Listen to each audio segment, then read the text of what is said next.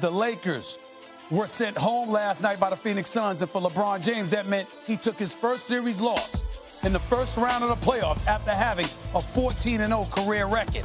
It was also the first time LeBron had even lost consecutive games. Very limited by the salary cap and the assets they have to do trades, to really make dramatic change with this roster. They've got to re-sign Dennis Schroeder. He turned down $84 million over 4 years during the season because he believes and his group believes there's more available out in free agency. LA's going to have to pay for him. And how about Alex Caruso, who could be a player, that in free agency this summer, that somebody offers around $10 million a year in the high nines at that mid-level exception.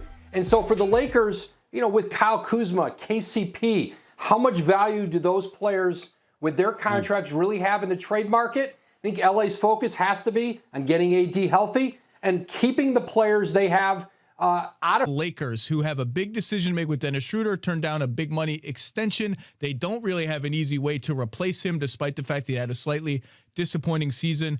What could we see from Tinseltown?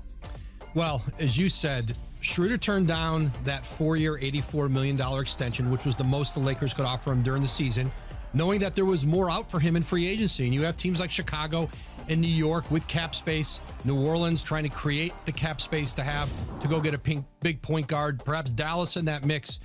But listen, I think people have to look back at this postseason with Dennis Schroeder. And remember, he had COVID late in the year and was out for 10 days and not in the gym and sick, and then showed up and played in the playoffs. The performance wasn't there, but we saw plenty of other players in the league who went through that at different points in the year. They traded for him from Oklahoma City a year ago with the idea that they would re-sign him. And as you said, they cannot replace him if he leaves. They have literally offered Kyle Kuzma and KCP to almost every team I've talked to in the league has been offered some combination of Kuz and KCP, sometimes both of them, one of them, and that's not going to get them back a point guard of Dennis's stature. And so I think, listen, he's got options again, Chicago, New York. I still think in the end there's a deal to be made for him to stay with the Lakers because all of a sudden now you're talking about could we go get Ricky Rubio, like some good players, but I still think Schroeder is a player who moves the needle, and let's get him out of a COVID season, get him back with a training camp with this team, and it's probably going to look a lot different. They need another playmaker to take some of the load from LeBron. That was the idea. They badly need that playmaker to be able to shoot better than Dennis Schroeder can shoot and shot last year. Finding that player is going to be very difficult for them. You can start making up double sign-in trades with Schroeder for another free agent point guard. Those are very complicated deals. There is another point guard who can shoot really well, but is probably out of the Lakers' price range, and that's Chris Paul, who has a 40-something million. Are you surprised that the Lakers stayed put during this and didn't make any moves? Yeah, Molly, I am surprised. I mean, have anybody watched the Lakers lately since LeBron James been out? I mean, last night I'm watching the game, and they was shooting the ball so hard, it was hitting off the glass so hard, I started ducking in my house. I mean, listen, I said this, when LeBron went out, this was going to be an audition for the Lakers supporting cast to show what they were made of. And right now, I'm afraid. If you're a Laker fan, you should be afraid right now. You should be concerned. And I thought that yesterday the Lakers should have been a little bit aggressive for us pursuing and making trades right now, because what I'm seeing on the floor is just not working. Dennis Schroeder, he's not playing to the level that everyone thought or expected him to play, including myself. I mean, I don't know, what's happening for us, the contract situation. Sometimes that could mess with your head. Right now, guys like Caldwell Pope are not shooting the ball like they should be. He's not performing well. Marcus Gasol is not living up to what they thought he was going to be. And I thought that the Lakers needed to make a move yesterday or do something, because right now what we're witnessing is that the others are just not getting it. So with losing Rajon Rondo, losing Dwight Howard, losing JaVale McGee, I thought, hey, right now looking at this roster, the Lakers have to do something. Well, what specifically do you think they should have done, KP? Well, I mean, listen, I said this. They should have probably went got JaVale McGee, and I understand the rules, right? That when a team trades you, you're not eligible to come back unless it goes through another team, and you have to go through all these different scenarios. Well, we all know in the world of NBA, GMs owe GMs a favor. So I thought maybe they could have worked out something with Cleveland where they got JaVale McGee traded, got him to another team, got him waived, and then they picked him up in the buyout market.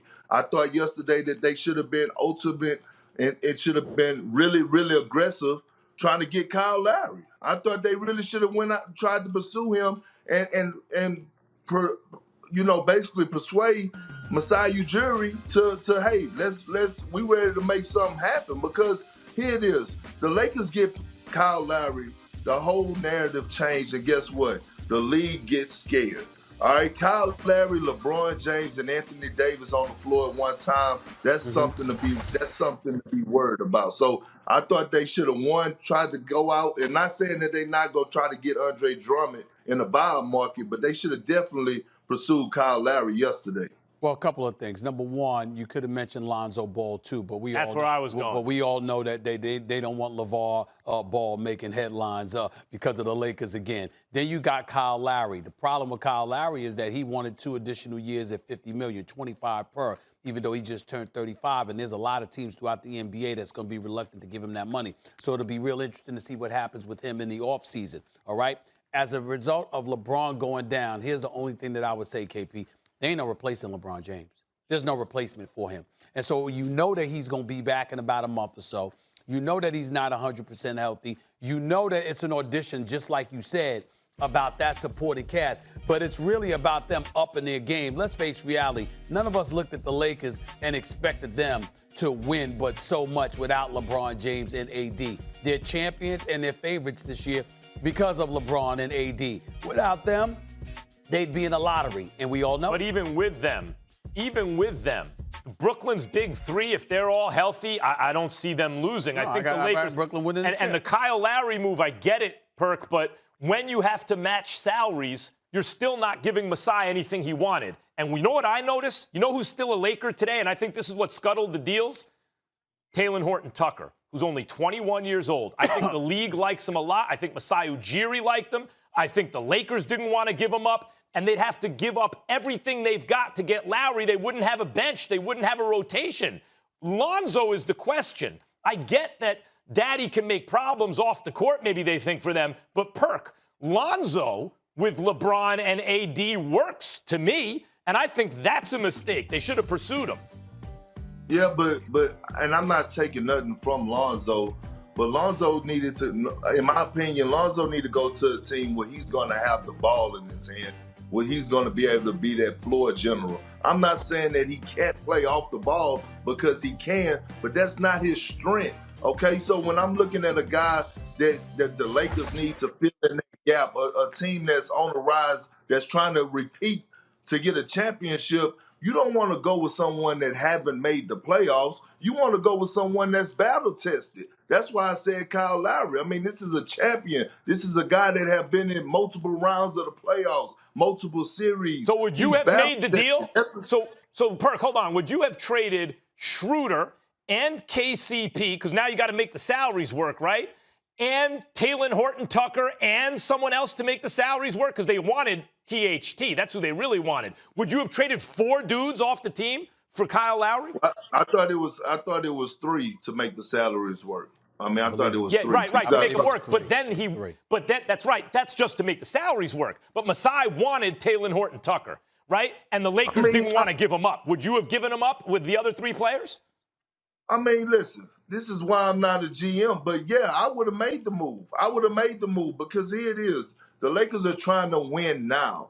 And we all know with Dennis Schroeder, they've been going through contract situations. You know, the Lakers did put out contract extensions, you know, and he didn't turn them down. So, like yesterday, I was telling Richard Jefferson on the jump, right? He was saying, would you give up all that for Kyle Lowry, who's a rental, right? And I said, well, right now, Dennis Schroeder is a rental. He's a rental because he hasn't signed a contract extension. You don't know if he's going to re-sign back with the Lakers. So, I mean, you got to pick your poison. What are you trying to do? And I think if you have a champion, the greatest Raptor of all time sitting there, right there, a game changer, one of the best floor generals in the game today, Kyle Lowry, the ultimate leader, the ultimate competitor. You got a chance to grab him and throw him in the mix with LeBron James and Anthony Davis when they get back healthy.